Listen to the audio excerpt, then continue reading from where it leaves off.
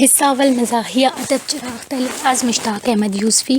Number 1 تعارفی note. Number 2 Chiragh تلے کا تعارف۔ نمبر 3 چراغ تلے کے حوالے سے مشتاق احمد یوسفی کے مزاح نگاری۔ نمبر 4 چراغ تلے سے یوسفی کا فن۔ نمبر 5 یوسفی کے اسلوب کی نمایاں خصوصیات۔ نمبر 1 صناعِ بدائع کا استعمال۔ نمبر 2 صنعت تجنیس۔ نمبر 3 مختلف اشیاء کے ربط کی تلاش۔ نمبر 4 حسن تعلیل۔ نمبر 5 مبالغہ۔ نمبر 6 صنعت جمع۔ نمبر 7 تشبیہات۔ نمبر 8 ہندسوں اور علامتوں کا استعمال۔ نمبر 9 انشائیہ کا انداز۔ نمبر 10 عمدہ آغاز۔ Number 11 parody. نمبر 12 تراکیب۔ نمبر 13 فقرے۔ نمبر 14 محاورے۔ نمبر 15 یوسفی کی زبان۔ نمبر 16 یوسفی کے کردار۔ چراغ تلے از مشتاق احمد یوسفی۔ تعارفی نوٹ۔ پیدائش 14 اگست 1923 ٹونک بھارت۔ پاکستان ہجرت 1948۔ تعلیم ایم اے فلسفہ LLB علی گڑھ یونیورسٹی تاحال زندہ۔ تصانیف چراغ تلے 1961 حاکم بدہن 1971 زرگزشت 1972 آب غم 1990۔ سوال نمبر 1 مشتاق احمد یوسفی کے مزاح نگاری کا تجزیہ کیجیے۔ سوال نمبر 2 مزاحیہ ادب میں مشتاق احمد یوسفی کے مقام کا تعین چراغ تلے کے حوالے سے کریں۔ سوال نمبر 3 یوسفی کے مزاح میں وہ طرز خاص کیا ہے جس نے انہیں اردو ادب کا محبوب اور مقبول مزاح نگار بنا دیا۔ چراغ تلے کا تعارف۔ یوسفی کا سفر چراغ تلے سے شروع ہوا۔ یہ کتاب 12 باغ و بہار انشائیوں پر مشتمل ہے۔ چراغ تلے کے 12 باغ و بہار انشائیوں میں نمبر 1 پڑیا گر بیمار۔ نمبر 2 کافی۔ نمبر 3 یادش بغیر۔ نمبر 4 موذی۔ نمبر 5 اثنا جنون۔ نمبر 6 جنون لطیفہ۔ نمبر 7 چارپائی اور کلچر۔ نمبر 8 اور گھر میں آنا مرغیوں کا۔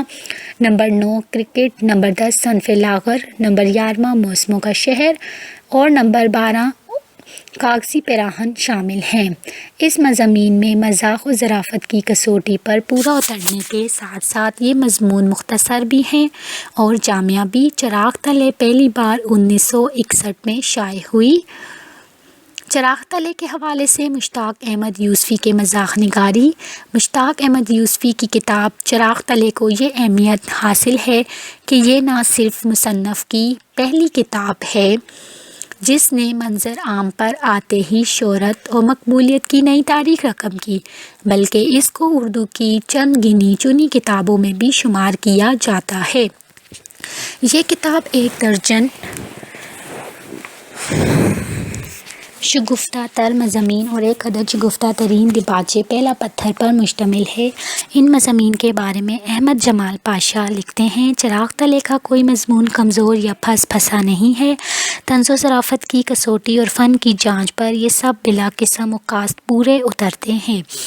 اردو کی مزاحیہ نثر میں خوش قسمتی سے یہ پہلا مجموعہ ظرافت ہے جس کو اعلیٰ فضیلت اور برتری کا شرف حاصل ہے۔ چراغ تلے کے مضامین کو یوسفی حساب بجا طور پر کھٹے میٹھے مضامین قرار دیے ہیں کیونکہ ان کی تخلیقات میں چند مختلف ذائقوں کو محسوس کیا جا سکتا ہے۔ اردو، فارسی، عربی، انگریزی، فرانسیسی اور ہندی زبانوں کے مطالعے نے انہیں کئی نازک مرحلوں پر سہارا دیا ہے۔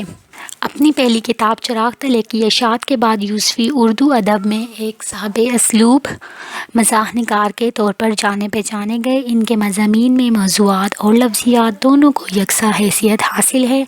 ان کا انداز بیاں معنویت سے بھرپور ہے۔ مختلف الفاظ و تراکیب اور اشعار کی جا بجا پیروڈی، محاورات کا برجستہ استعمال ان کے انداز کی نمایاں خصوصیات ہیں۔ عالمی ادب پر نظر رکھنے والے بخوبی آگاہ ہیں کہ انگریزی ادب کے مزاح نگار واقعہ نگاری اور منظر کشی سے مزاحی اسلوب حاصل کرتے ہیں، جبکہ فرانسیسی مزاح نگار الفاظ سے کھیلنے کی خصوصیت رکھتے ہیں۔ یوسفی نے انگریزی، فرانسیسی اور مشرقی روایات کے امتزاج سے ایک نئے رنگ کو جنم دیا ہے۔ چنانچہ یہ حقیقت ناقابل تردید ہے کہ یوسفی نے اپنی پہلی کتاب کے ساتھ اسلوب کی تازگی اور مواد کی قدرت کی بدولت قاری اور نقاد کے دلوں پر گھر کر لیا ہے۔ مشتاق احمد یوسفی اردو مزاح نگاری کی تاریخ میں مشتاق احمد یوسفی کا فن توجہ اور سنجیدہ توجہ کا حامل ہے، کیونکہ ان کا فن محض وقت گزاری کا وسیلہ نہیں بلکہ ایک سنجیدہ عمل ہے۔ بقول احسن فاروقی، وہ مزاح کو محض حماقت نہیں سمجھتے اور نہ محض حماقت ہی سمجھ کر پیش کرتے ہیں بلکہ اسے زندگی کی اہم حقیقت شمار کرتے ہیں۔ ڈاکٹر ظہیر فتح پوری کے مطابق ہم اردو مزاح کے عہد یوسفی میں جی رہے ہیں۔ ابن انشا بھی مشتاق یوسفی کے بارے میں لکھتے ہیں کہ اگر مزاحی ادب کے موجودہ دور کو ہم کسی نام سے منسوب کرتے ہیں تو وہ یوسفی کا نام ہے۔ مشتاق احمد یوسفی اردو کے مایہ ناز مزاح نگار ہیں۔ وہ ایک متبین اور سنجیدہ مزاح نگار ہیں۔ تمام مخلوقات میں سے قدرت نے صرف انسان ہی کو ہنسنے کی صلاحیت عطا کی ہے۔ ابتدا میں جب جنگل انسان کا مسکن تھا تو وہ خوشی اور سرمستی کا اظہار جھوم کر رقص کرنے سے کرتا ہوگا۔ اس طرح رقص انسان کا پہلا اظہار ٹھہرا۔ رقص میں مگن ہو کر چیخ و پکار سے انسان نے اپنے اظہار کی شروعات کی، لیکن پھر بتدریج تہذیب کے رنگوں میں ڈھل کر انسان نے متوازن سوچ اور متوازن اظہار کی راہ اختیار کر لی۔ اب وہ اپنی خوشی کو تبسم زیر لب سے بھی ظاہر کر کے مطمئن ہو جاتا ہے۔ یہی وہ فرق ہے جو ابتدا میں اردو مزاحی ادب کے مزاج اور آج کے مزاحی ادب میں ملتا ہے۔ مشتاق احمد یوسفی کے ہاں طنز و مزاح کے تمام داؤ پیچ اپنی پوری آب و تاب، قوت و توانائی، شوخی و رعنائی، جوش و خروش سے جلوہ گر ہوتے ہیں، جو انہیں دوسرے مزاح نگاروں سے منفرد کر رجائی لب و لہجے سے مسحور کرتے ہیں۔ ان کے طنز و مزاح کے داؤ پیچ میں موازنہ، لفظی بازیگری، صورتحال کا مزاح، نکتہ سنجی، سحر نگاری، فقرہ بازی، تحریف، ضرب الامثال، محاورہ، جزیات نگاری، کردار نگاری کی مہارت اور جابکدستی دیکھ کر بے ساختہ ظہیر الدین فتح پوری کے یہ الفاظ زبان پر آ جاتے ہیں۔ مشتاق احمد یوسفی کے مزاح کو ہم خالص شہد قرار دے سکتے ہیں، جو دوا بھی ہے اور غذا بھی۔ آئیں اس کتاب کے چند بہترین مضامین کا جائزہ لیں کہ کس طرح مذکورہ کتاب میں یوسفی نے مزاح پیدا کر کے پڑھنے والوں کے اداس چہروں پر گلزار کھلا رہے ہیں۔ پہلا پتھر چراغ تلے 12 کھٹے میٹھے مضامین کا مجموعہ ہے، اور اگر مقدمہ بھی اس میں شامل کر لیا جائے تو یہ مضامین 13 ہو جاتے ہیں۔ اس کا پہلا مضمون، جس کی سرخی پہلا پتھر ہے، خود اپنی کتاب پر مقدمہ لکھنے اور اپنے آپ کو روشناس کرانے کا بالکل اچھوتا انداز ہے۔ صحیح معنوں میں مزاح نگار وہی ہوتا ہے جو خلوص اور کشادہ دلی کے ساتھ اپنی ذات پر بھی اپنی ہی ظرافت کو آزما سکے۔ ہنسی ہنسی میں یوسفی صاحب نے اپنے متعلق کچھ نہ بتاتے ہوئے بہت کچھ بتا دیا ہے۔ اپنی کتاب کے مقدمے میں اپنی ذات کو موضوع بتاتے ہوئے نہایت شگفتہ بیان کے ساتھ کام لیا گیا ہے۔ مزاح پر ان کی گرفت اتنی مضبوط ہے کہ ان کے عیب بھی تیز معلوم ہوتے ہیں۔ مقدمے میں اپنے حد و حال کی طرف کچھ ایسے عمدہ انداز میں اشارہ کرتے ہیں کہ بے اختیار ہنسی کو تحریک ملتی ہے۔ اوور کوٹ پہن کر بھی دبلا دکھائی دیتا ہوں، عرصے سے مثالی صحت رکھتا ہوں، اس لحاظ سے کہ جب لوگوں کو کراچی کی آب و ہوا کو برا ثابت کرنا مقصود ہو تو اتمام حجت کے لیے میری مثال دیتے ہیں۔ پڑیے گر بیمار، چراغ تلے میں پڑیے گر بیمار ایسا مضمون ہے جو یوسفی کے مزاح کے نمائندہ تحریر کہلاتی ہے۔ اپنے ارد گرد کے ماحول کا اتنا عمیق اور ادراک اور مشاہدہ ایسی خصوصیات ہیں جس نے یوسفی کی تحریروں کو قاری کے لیے مانوس بنا دیا ہے۔ ہمارے مشرقی معاشرے میں عیادت کو آنے والے مریض کو کیسے تنگ کرتے اور مریض کو چاروں نچار خوش اخلاقی کا مظاہرہ کرنا ہوتا ہے، اس کی تفصیل باریک بینی سے بیان کی ہے۔ پڑیے گر بیمار میں ان کی مزاح نگاری اور انشا پردازی اوج کمال پر ہے۔ مثلاً اس مضمون میں ہر شخص کی ناقص طبی معلومات کے بارے میں لکھتے ہیں۔ سنا ہے کہ شائستہ آدمی کی پہچان یہ ہے کہ اگر آپ اس سے کہیں کہ مجھے فلاں بیماری ہے تو وہ کوئی آزمودہ دوا نہ بتائے۔ شائستگی کا یہ سخت معیار صحیح تسلیم کر لیا جائے تو ہمارے ملک میں سوائے ڈاکٹروں کے کوئی اللہ کا بندہ شائستہ کہلانے کا مستحق نہیں۔ مارفیا کے انجیکشن مریض کے بجائے مزاج پرسی کرنے والوں کو لگائے جائیں تو مریض کو بہت جلد سکون آ جائے۔ کافی ایک خوبصورت انشائیہ نما مضمون ہے جس میں کافی کے حوالے سے نہایت معلوماتی اور پرلطف باتیں کی گئی ہیں۔ مصنف کافی اور شراب میں اس بات سے امتیاز کرتے ہیں کہ شراب پی کر سنجیدہ قسم کے لوگ بھی غیر سنجیدہ ہو جاتے ہیں، جبکہ کافی پی کر غیر سنجیدہ قسم کے لوگ بھی سنجیدہ گفتگو کر کے دانشور بننے کی کوشش کرتے ہیں۔ پھر کافی کے ذائقے کے بارے میں لکھتے ہیں، اگر یہ سچ ہے کہ کافی خوش ذائقہ ہوتی ہے تو کسی بچے کو پلا کر اس کی صورت دیکھ لیجئے۔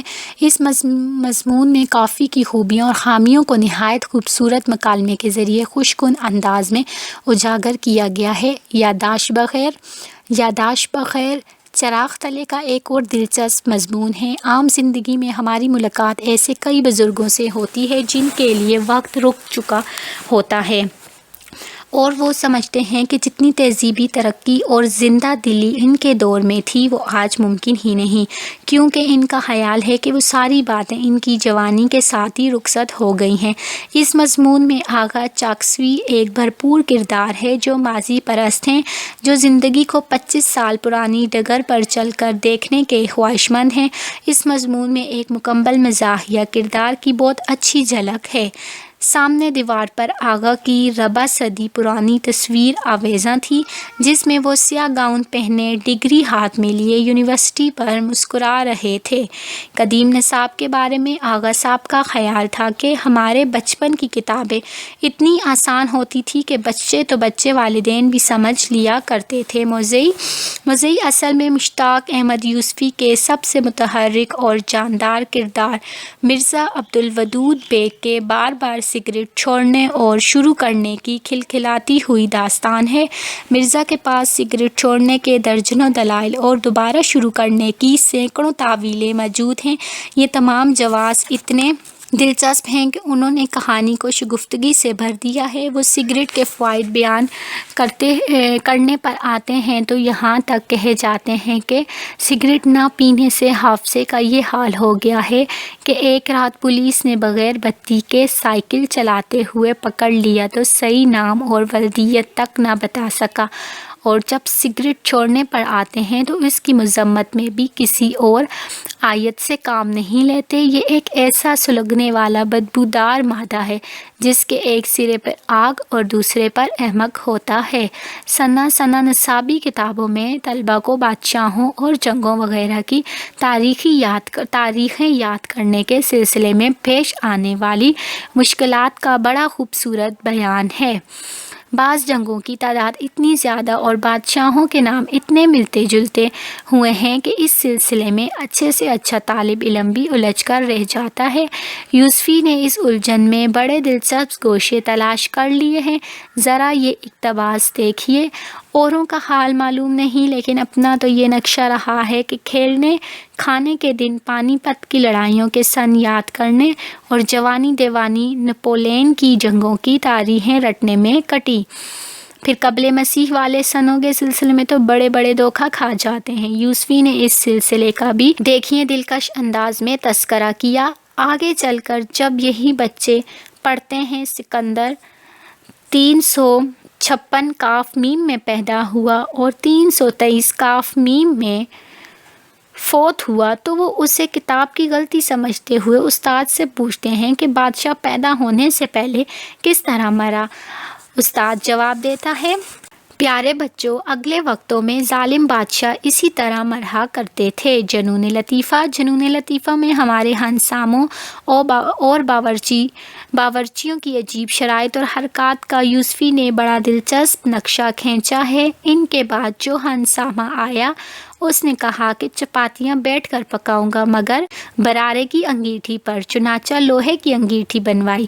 تیسرے کے لیے چکنی مٹی کا چولہا بنوانا پڑا، چوتھے کے مطالبے پر مٹی کے تیل سے جلنے والا چولہا خریدا، اور پانچواں ہنسامہ اتنے سارے چولہے دیکھ کر بھاگ گیا۔ چارپائی اور کلچر۔ یوسفی کا سب سے بلند پایہ مضمون چارپائی اور کلچر ہے، جسے اردو ادب میں خاص مقام حاصل ہے۔ دراصل یوسفی نے چارپائی کے ذریعے ہماری پوری ثقافت کو سامنے لا کھڑا کیا ہے۔ ان کا کمال یہ ہے کہ معمولی چیز چارپائی کے ذریعے ہماری نشست و برخاست سے لے کر ہمارے روزمرہ کے رویوں تک ہر بات کو زیر بحث لایا گیا ہے۔ فنی لحاظ سے چارپائی اور کلچر میں سورہ واقعہ کو خوبی سے برتا گیا ہے اور قاری ہر سطر پر برجستگی کا قائل ہو جاتا ہے، اور آخری حصہ تو اتنا متاثر کرتا ہے کہ قاری دم بخود ہو کر رہ جاتا ہے، کیونکہ یوسفی کی گرفت انسانی نفسیات پر اتنی مضبوط ہے کہ ہر شخص ان کے مزاح میں اپنا حصہ ڈھونڈنے لگتا ہے۔ لوگ رات بھر نہ صرف ایک دوسرے کی جان و مال بلکہ چال و چلن کی بھی چوکیداری کرتے رہتے ہیں۔ اگر ایسا نہیں تو پھر آپ ہی بتائیں کہ رات کو آنکھ کھلتے ہی نظر سب سے پہلے پاس والی پر کیوں جاتی ہے؟ اور آنا گھر میں مرغیوں کا بھی اس کتاب کا نہایت پرتفنن مضمون ہے۔ عام تاثر تو یہی ہو سکتا ہے کہ مرغی جیسے بے ضرر اور نہایت عام جانور پر زیادہ سے زیادہ کیا رائے ہو سکتی ہے، لیکن جب ہم اسی جانور سے متعلق یوسفی کا مضمون پڑھتے ہیں تو وہ نہ صرف مذکورہ جانور سے متعلق تاریخی اور طبی معلومات کا ڈھیر لگاتے ہیں بلکہ عادات و صفات پر جا بجا اپنی مخصوص تبصرہ بھی کرتا ہے۔ سچ تو یہ ہے کہ مجھے سب مرغ، نوزائیدہ بچے اور سکھ ایک جیسی شکل کے نظر آتے ہیں۔ کرکٹ کافی عرصے سے لوگوں کا مقبول ترین کھیل ہے اور مرزا کرکٹ کے سب سے بڑے حمایتی ہیں، جو اس کے مقابلے میں آنے والے تمام کھیلوں کو لتاڑتے چلے جاتے ہیں۔ مثال کے طور پر وہ بیس بال کو ٹوٹے ہوئے بیٹ سے کھیلی جانے والی کرکٹ کہتے ہیں، ٹینس کو بیمار مردوں اور تندرست عورتوں کا کھیل اور فٹ بال کو حماقت بدتمیزی کا نام دیتے ہیں۔ مصنف نے اسی مضمون میں کام اور کھیل کے فرق کو بھی نہایت لطیف انداز میں واضح کیا ہے۔ دیکھا جائے تو کھیل کام کی ضد ہے، جہاں اس میں آئی اور یہ کام بنا۔ یہی وجہ ہے کہ پولو انسان کے لیے کھیل ہے اور گھوڑوں کے لیے کام۔ صنف لاغر بھی اس کتاب کے نہایت شگفتہ مضمون ہے۔ اس میں اصل مباحثہ ماضی اور حال میں عورت کی جسامت کے بدلنے والے معیار سے متعلق ہے کہ کبھی بھرپور اور گداز جسم کو حسن کا سرچشمہ سمجھا جاتا تھا، جبکہ آج سوکھے سڑے جسم حسن کی علامت بن گئے ہیں۔ عورت کے موٹاپے کے بارے میں یوسفی کا یہ تبصرہ درست اور مزے کا ہے۔ تن کی دولت ہاتھ آتی ہے تو پھر جاتی نہیں۔ عورت اور گھوڑے کی ذات کا اندازہ اس کی لات اور بات سے کیا جاتا ہے۔ موسموں کا شہر میں انہوں نے کراچی کے موسموں کے خوب لطے لیے ہیں۔ اپنے شہر کے برائی نہ کرنے والوں کے متعلق ان کی ویسے بھی بڑی دلچسپ رائے ہے کہ جو شخص بھی اپنے شہر کی برائی نہیں کرتا وہ یا تو غیر ملکی جاسوس ہے یا میونسپلٹی کا بڑا افسر۔ ان کے خیال میں کراچی کا موسم روٹی کے باؤ کی طرح پل پل بدلتا ہے۔ وہاں سردی برائے نام ہوتی ہے اور بارش کا کوئی اعتبار نہیں۔ کراچی کے لوگوں کی مصروفیات اور وہاں کے موسم کا دیکھنا انہوں نے ایک ہی جملے میں نقشہ کھینچا۔ بدلتے ہوئے موسموں کے اس گنجان کاروباری شہر میں مچھلی اور مہمان پہلے ہی دن بدبو دینے لگتے ہیں۔ کاغذی ہے پیراہن اس مجموعے کا مکالماتی مضمون ہے۔ یہ اصل میں ماڈرن مصوری کے متعلق چار دوستوں کی دلچسپ گفتگو پر مبنی مکالمہ ہے، جس میں خواتین کی برہنہ تصویر کو مختلف طریقے سے زمانے کے تناظر میں دیکھنے کی شریر کوشش کی گئی ہے۔ مجموعی طور پر ہم کہہ سکتے ہیں کہ 12 مضامین کا یہ مجموعہ منظر عام پر آتے ہی کلاسک ہونے لگا، اور اس کی آمد سے اردو مزاح کو وہ اعتماد اور عروج میسر آیا کہ وہ دنیائے ادب کی آنکھیں ڈالنے کے قابل ہو گیا۔ مظفر علی سید نے لکھا، حاصل یہ ہے کہ چراغ تلے آج کے اردو مزاح کا حاصل ہے۔ یوسفی کے ہاں مزاح کے تمام حربے ملتے ہیں اور دوسری طرف ان کے اسلوب نے ان کے مزاح کو مزید چار چاند لگا دیے ہیں۔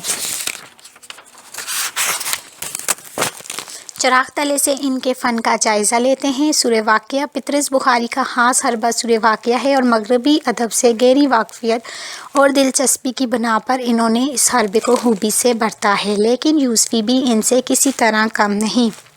انہوں نے اس حربے کو لفظوں کی تکرار سے 4 چاند لگا دیے ہیں۔ مثلاً کرکٹ والے مضمون میں سورہ واقعہ کا استعمال کچھ اس طرح کرتے ہیں: اس کی کلائی کے ایک ادنیٰ اشارے، انگلیوں کی ایک خفیف سی حرکت پر گیند ناچ ناچ اٹھتی اور تماشائی ہر گیند پر کرسیوں سے اٹھ اٹھ کر داد دیتے اور داد دے کر باری باری ایک دوسرے کی گود میں بیٹھ جاتے۔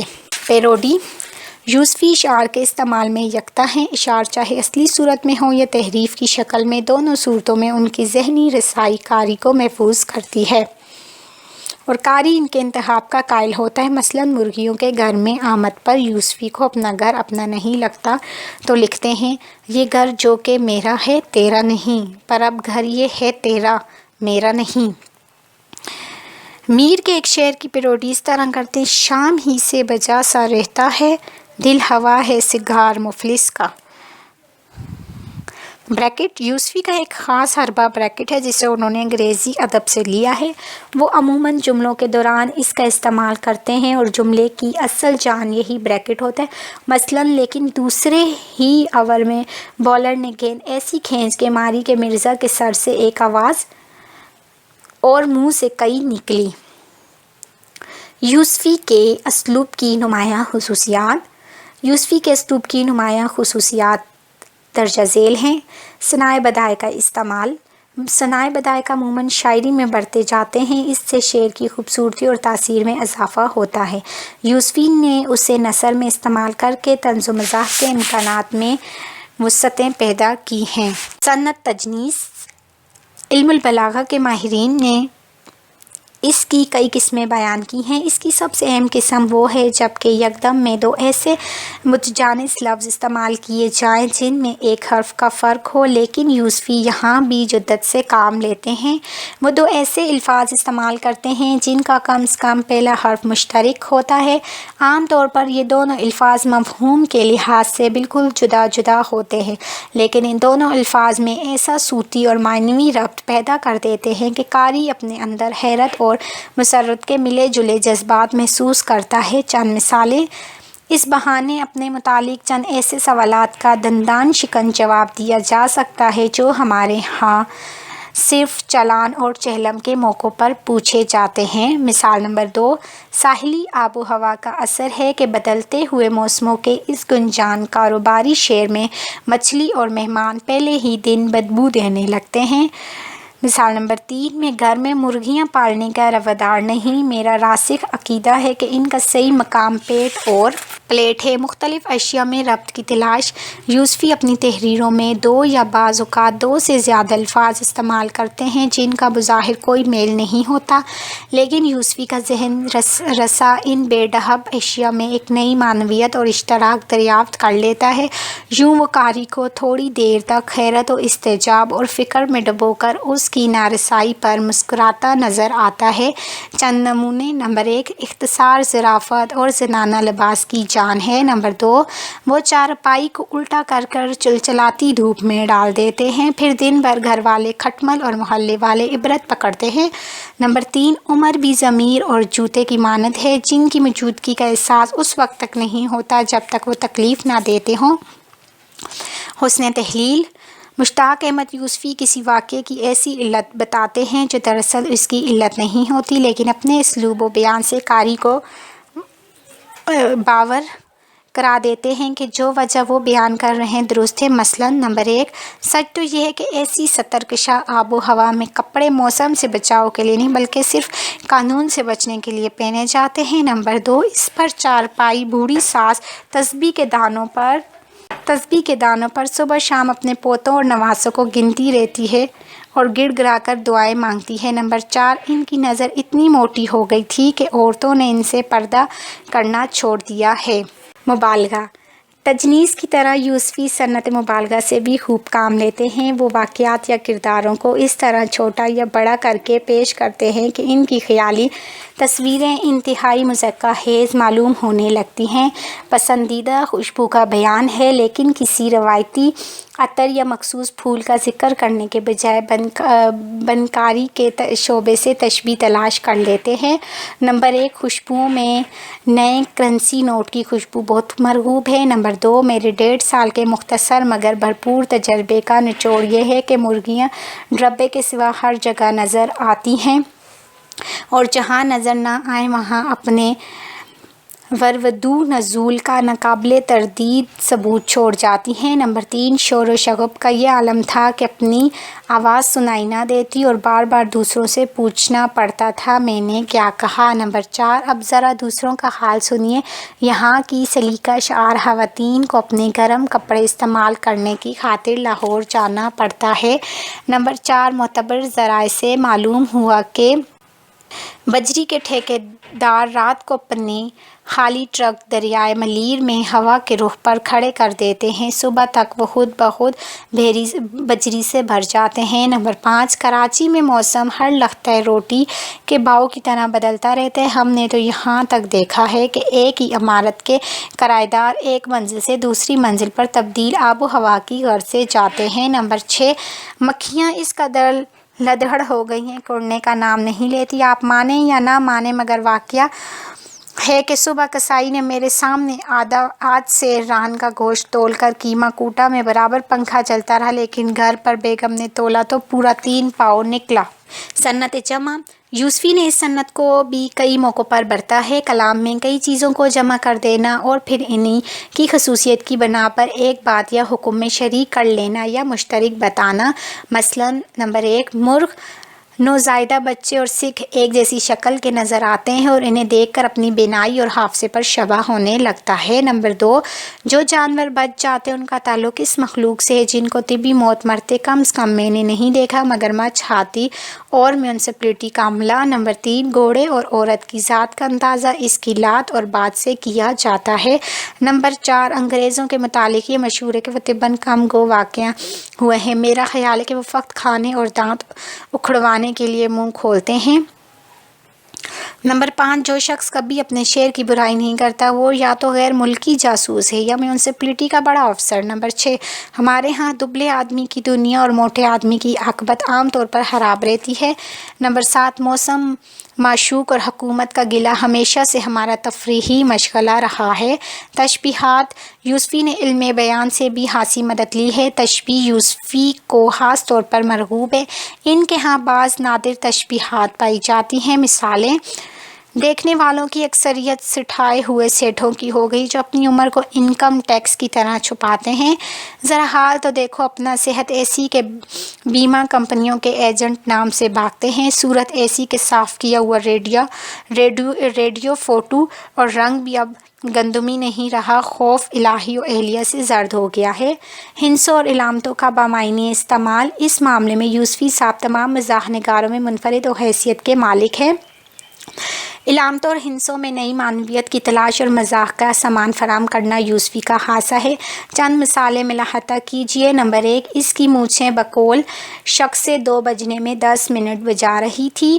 نمبر 2 تنگ سے تنگ چارپائی پر بھی لوگ ایک دوسرے کی طرف پاؤں کیے ہوئے اس طرح سوتے ہیں۔ خود مجھے بھی مرزا عبدالودود بیگ کے ہاں ایک رات ایسی چارپائی پر گزارنے کا اتفاق ہوا جس پر لیٹتے ہی اچھا بھلا آدمی نون غنہ بن جاتا ہے۔ نمبر 3 کسی ایکٹریس کے جسم کی اس سے بہتر کوئی تعریف نہیں ہو سکتی کہ اسے انگریزی کے آرٹ کے ہندسے سے تشبیہ دی جائے۔ یہ اور بات ہے کہ 24 سال کے سن میں جو خاتون آرٹ کا ہندسہ نظر آتی ہے 42 سال کی عمر میں 2 چشمی ہے بن جائے۔ نمبر 4 شادی سے پہلے وہ 22 کے ہندسے کی طرح تھے، اب 62 کے ہندسے کی طرح ہو گئے ہیں۔ انشائیہ کا انداز انشائیہ کیا ہے؟ اس زمن میں ہمارے ہاں نقادوں میں کافی کنفیوژن پائی جاتا ہے۔ انگریزی میں انشائیہ کی سب سے عمدہ تعریف یہ ہے گویا انشائیہ معمولی کو غیر معمولی اور غیر معمولی کو معمولی بنانے کا فن ہے۔ مزاح انشائیہ کا لازمی جز نہیں ہے۔ اگر یوسفی کے مضامین میں مزاح کا عنصر کم کر دیا جائے تو ان پر بڑی آسانی سے انشائیہ کا اطلاق کیا جا سکتا ہے۔ ملاحظہ کیجیے موسیقی کی غیر معمولی اہمیت کو کس طرح کم کرنے کی کوشش کی ہے۔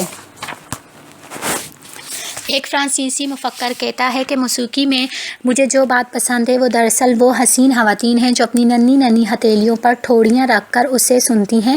عمدہ آغاز مشتاق احمد یوسفی کی تحریروں کے مطالعے سے معلوم ہوتا ہے کہ ان کے مزاح کی تشکیل میں صنف افسانے نے بھی نمایاں رول ادا کیا ہے۔ اس کا اندازہ ہمیں مضامین کے آغاز سے ہوتا ہے۔ اس ضمن میں 2 مثالیں لائق توجہ ہے۔ نمبر 1، بڑا مبارک ہوتا ہے وہ دن جب کوئی نیا باورچی گھر میں آئے، اور اس سے بھی زیادہ مبارک وہ دن ہوتا ہے جب وہ چلا جائے۔ چونکہ ایسا مبارک دن سال میں کئی بار آتے ہیں اور تلخی کا آم و دہن کی آزمائش کر کے گزر جاتے ہیں، اس لیے اطمینان کا سانس لینا بقول شاعر صرف 2 موقعوں پر نصیب ہوتا ہے۔ نمبر 2، اوروں کا حال معلوم نہیں، لیکن اپنا تو یہ نقشہ رہا ہے کہ کھیلنے کھانے کے دن پانی پت کی لڑائیوں کے سنہ یاد کرنے اور جوانی دیوانی نپولین کی جنگوں کی تاریخیں رٹنے میں کٹی۔ اس کا کل تمام عمر رہے گا کہ جو راتیں سکھوں کی لڑائیوں کے سنہ حفظ کرنے میں گزری وہ فقط لطیفوں کی نظر ہو جاتی تو زندگی سنور جاتی۔ پیروڈی۔ یوسفی کے ہاں پیروڈی کی مختلف شکلیں پائی جاتی ہیں۔ اصطلاحات و تراکیب کو توڑ موڑ کر پیش کرنا، کہیں مصرعے اور کہیں پورے شعر کی تحریف، محاورات اور ضرب الامثال کو معروف معنوں سے ہٹ کر استعمال کرنا، یوسفی نے پرانی شراب کو بہتر طور پر کشید کیا ہے اور قدیم اسالیب کو نئی آب و تاب و توانائی بخشی ہے۔ تراکیب: صنف لاغر، غزا بالجبر، جنون لطیفہ، فن برائے تن، قبر و عاقبت، تشخیصناک لعاب ذہن، خاوند کے غصے کو حشمگی کے بجائے حسمگین لکھنا، فکرے گو آغاز تمام عمر رہین، ستم ہائے روزگار رہے لیکن چاکسو کی یاد سے ایک لمحہ غافل نہیں رہے، محاورے مجھے غصہ تو بہت آیا مگر کافی کا سارا گھونٹ پی کر رہ گیا۔ یوسفی کی زبان۔ مشتاق احمد یوسفی کی زبان دلی اور لکھنؤ کے دبستانوں کے جھنجھٹ سے آزاد ہے۔ اس میں تمام خوبیاں اور سارے رنگ موجود ہیں۔ حسن و بیاں اس کا تراشیدہ ہے، شاعرانہ تھیکا پن اس کی نمایاں خصوصیت ہے۔ ان کی زبان کو ہم شاعری کی زبان کہہ سکتے ہیں۔ بیان و اظہار پر ان کی خصوصی توجہ لگتا ہے، وہ جملوں کی نوک پلک سنوارنے میں خاصی ریاضت سے کام لیتے ہیں۔ باء ہمہ انکساری کا یہ عالم ہے کہ مسودے پر دوسرے سے اصلاح لیتے ہیں۔ یہی وجہ ہے کہ ہمیں ان کی کتابوں میں کلاسیکی رکھ رکھاؤ کے ساتھ ساتھ ایک عالمانہ ڈھنگ بھی ملتی ہے۔ اس ڈھنگ کے لیے کئی رنگ ہیں، بعض شوق بعض مدھم، لیکن ان کا مجموعی تاثر اتنا خوبصورت ہے کہ قاری ہمہ وقت حیرت میں ڈوبا رہتا ہے۔ سید حسن سجاد رقم طراز ہیں۔ لفظوں کو نہیں معنی پہنانے اور تازہ ظرافت امیز تراکیب وضع کرنے میں یوسفی کو خاص ملکہ حاصل ہے، بلکہ اگر یہ کہا جائے کہ اس خصوصیت کو مشتاق یوسفی نے اس مہارت سے اپنے اسلوب کا جز بنا لیا ہے، یہ خوبی انہی سے مخصوص ہو کر رہ گئی ہے، تو شاید مناسب نہ ہوگا۔ موضوع کی مناسبت سے وہ زبان پر چڑھے ہوئے جملوں، محاوروں، ضرب الامثال، مشہور اشعار اور مصرعوں میں ایسی کانٹ چھانٹ اور تبدیلی کرتے ہیں کہ اصل لفظ، جملہ اور محاورہ بالکل بے وقت نظر آنے لگتا ہے۔ چونکہ وہ لہجے کی نزاکتوں، زبان کی باریکیوں اور لفظ کے مزاج سے گہری واقفیت رکھتے ہیں، یہ جانتے ہیں کہ کس لفظ میں کہاں کون سے حرف بدلنے ہیں، جملے کا حسن بڑھ جائے گا، اس لیے ان کی لفظی تصرفات میں ایک تفصیلی شان نمودار ہو جاتی ہے۔ یوسفی کے کردار۔ یوسفی نے کئی یادگار کردار تخلیق کیے ہیں۔ ان کا مقصد یہ ہے کہ جب چاہیں اور جہاں چاہیں محفل آرائی کر سکیں۔ پروفیسر صبغے اور مرزا عبدالودود بیگ کی ڈھلائی یکساں سانچوں میں ہے۔ ان کرداروں کے خیالات و افکار میں بظاہر کوئی فرق نظر نہیں آتا، نہ ان میں تسلسل، توازن یا ارتقاء ملتا ہے۔ مرزا عبدالودود بیگ ان کا اپنے ہمزاد ہیں۔ آغا تلمیذ الرحمن چاکسوئی کو ماضی سے بے پناہ محبت ہے، تاہم ان تمام کرداروں میں مرزا عبدالودود بیگ ایک زندہ جاوید کردار ہے۔ مجموعی جائزہ بقول ڈاکٹر جمیل جالبی، ان کے مذاق میں ایک خاموشی طباعی، ایک ہنسانے والا اضطراب اور مزہ لینے والی کیفیت ہے۔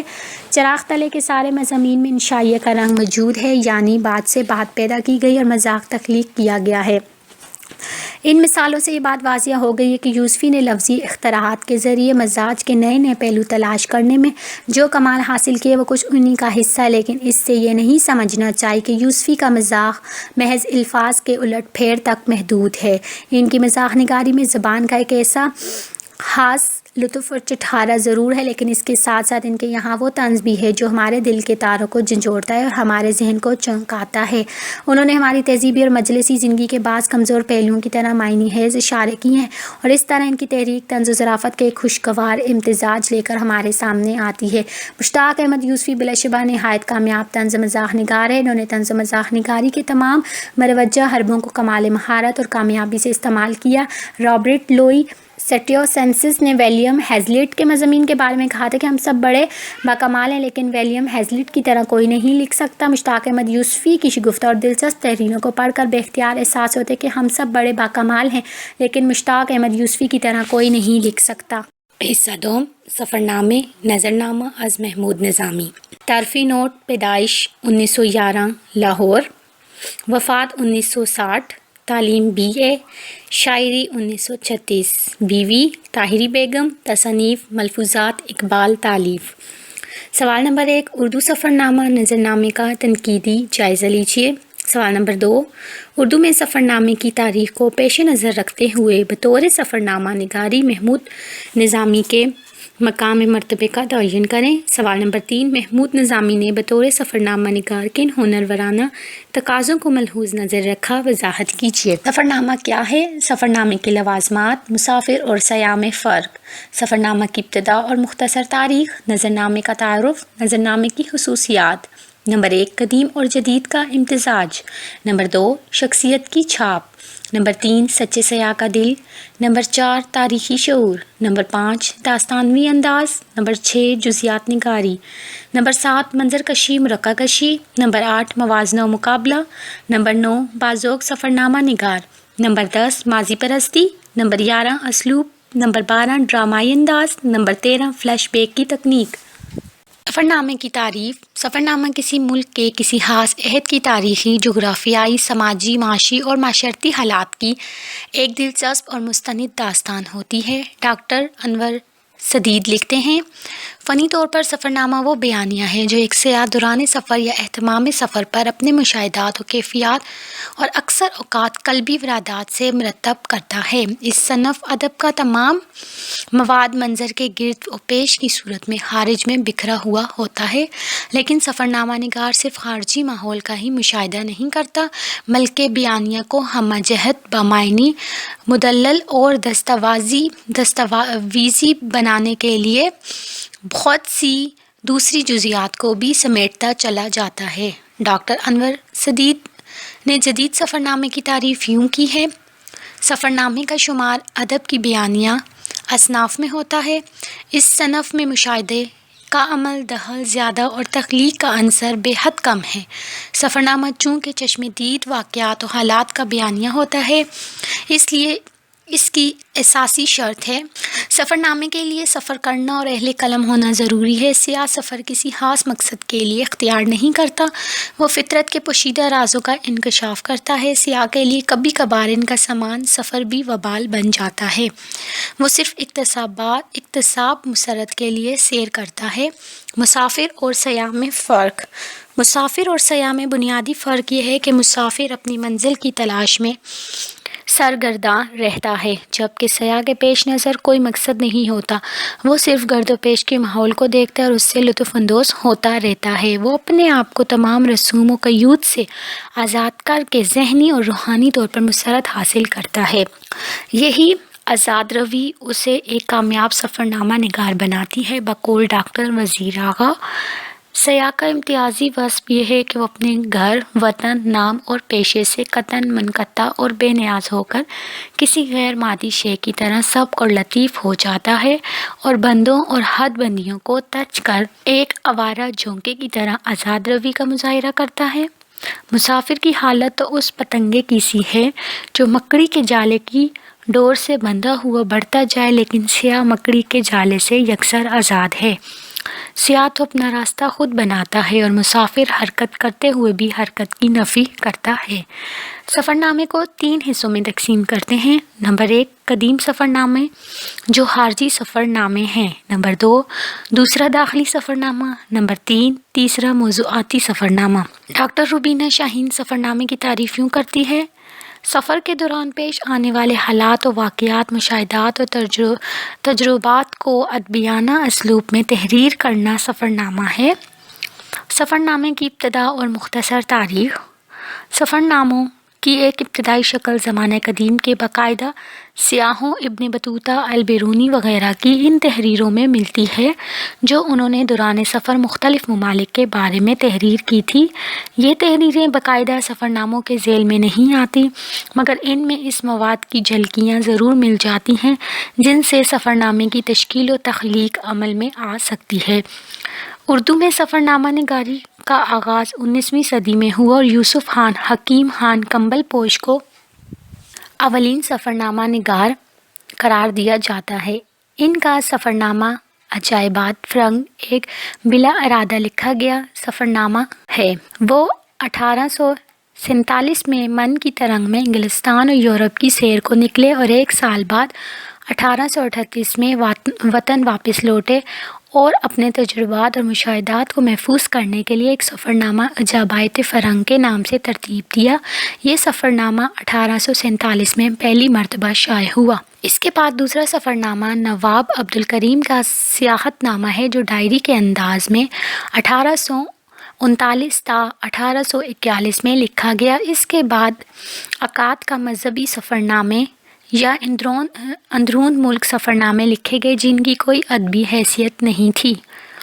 19ویں صدی کے نصف آخر میں سر سید محمد حسین آزاد اور شبلی نعمانی وغیرہ نے یورپ، وسطی ایشیا اور بلاد اسلامیہ کے سفر اختیار کیے اور سفرنامے لکھنے کا باقاعدہ سلسلہ شروع ہوا۔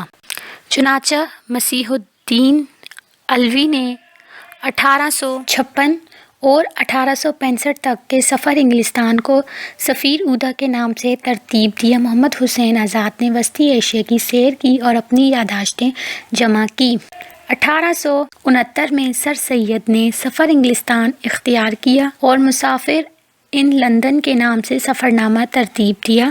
1885 میں آزاد دوبارہ ایران گئے اور اپنا سفرنامہ سیر ایران کے نام سے شائع کیا۔ 19ویں صدی کے اس سفرنامے کے بعد 20ویں صدی کی نصف اول میں ادب اردو کے افق پر متعدد سفرنامہ نگار نمودار ہوئے اور 50 سال کے عرصے میں تقریباً 50 سفرنامے اور لکھے گئے۔ ان سفرناموں میں مذہبی سفرنامے بھی ہیں اور سیاسی سفرنامے بھی، بلاد اسلامیہ کے سفرنامے بھی اور مشرق بعید اور افریقہ کے سفرنامے بھی۔ مختصر یہ کہ اردو سفرناموں کا جو سلسلہ 19ویں صدی میں شروع ہوا تھا، نئے سفر نگاروں کے ہاتھوں 20ویں صدی میں داخل ہو کر اپنے عروج کو پہنچا، لیکن 20ویں صدی کے نصف آخر تک پہنچتے پہنچتے سفرنامے نے ایک نئی کروٹ لی۔ وہ باتیں جو سفرنامے کا لازم حیات تھی ان سے صرف نظر کیا جانے لگا اور سفر کو وسیلہ ظفر سمجھنے کے بجائے من کی ترنگ قرار دیا گیا، اور یوں سفرنامے سے مقصدیت کا ٹھپا اتار کر اس میں آزاد روی اور بے فکری کے عنصر شامل کر دیے گئے اور مولانا شبلی کے بیان کردہ لوازمات سفرنامہ یعنی ملک کی حالت، انتظامیہ کا طریق، عدالت کا اصول اور عمارتوں کے نقشے جات وغیرہ کو گائیڈ بک کا خاصہ قرار دے کے ترک کر دیا گیا، اور 20ویں صدی میں خصوصاً اس کے نصف آخر میں سفرنامہ نگاروں کی سوچ میں تبدیلی واقع ہوئی۔ اس کے تحت سفرنامے کو چشم دید حالات و واقعات کا بیانیہ قرار دیا گیا۔ جدید دور میں تو گویا سفرنامہ نگاری کا بند ہی کھل گیا۔ آج موجودہ دور میں یہ سب سے مقبول نثری صنف ادب ہے۔ بے تحاشا سفرنامے لکھے جا رہے ہیں۔ جدید دور میں جمیل الدین عالی، محمود نظامی، ابن انشا، بیگم اختر الدین، مختار مسعود وغیرہ کے کچھ سفرنامے اہمیت کے حامل ہیں۔ جدید اردو سفرنامے کو پروان چڑھانے میں محمود نظامی کے نظرنامے کو خصوصیت اہمیت حاصل ہے۔ نظرنامے کا تعارف۔ نظرنامہ محمود نظامی کے عالی ذوق اور ادبیانہ اسلوب کی عکاسی کرتا ہے۔ وہ کوئی باقاعدہ ادیب نہ تھے اور نہ نظرنامے سے پہلے ان کی کوئی ادبی کاوش منظر عام پر آئی تھی۔ وہ ریڈیو پاکستان کے ملازم تھے اور اپنے فرائض منصبی کے سلسلے میں اکتوبر 1952 کو یونیسکو کے ذریعے اہتمام غیر ملکی نشر گاہوں کا جائزہ لینے کے لیے مصر، لبنان، اٹلی، سوئٹزر لینڈ، فرانس، برطانیہ، امریکہ، کینیڈا، جزائر کیوبا اور میکسیکو جانے کا موقع ملا۔ ان کے یہ 6 ماہ کا مختصر سفر تھا جس میں انہوں نے 11 ممالک کی سیر کی اور وہاں جو کچھ دیکھ سکے ایک رپورٹ کی شکل میں پیش کر دیا۔ لیکن اس سفرنامے میں جیسے انہوں نے نظرنامے کا نام دیا ہے، پسند کے 5 ممالک کا ذکر کیا ہے، بازار مصر، روم نامچہ، برسبیل لندن، شب تلور پیرس اور بالآخر میکسیکو۔ بعد ازاں اس رپورٹ کو انہوں نے احباب کے اسرار پر کچھ دلچسپ واقعات شامل کر کے 1959 میں سفر نامے کے طور پر شائع کر دیا۔ نظر نامے کی خصوصیات: محمود نظامی کا نظر نامہ 20ویں صدی میں سفر نامے کی اس موڑ کی نشاندہی کرتا ہے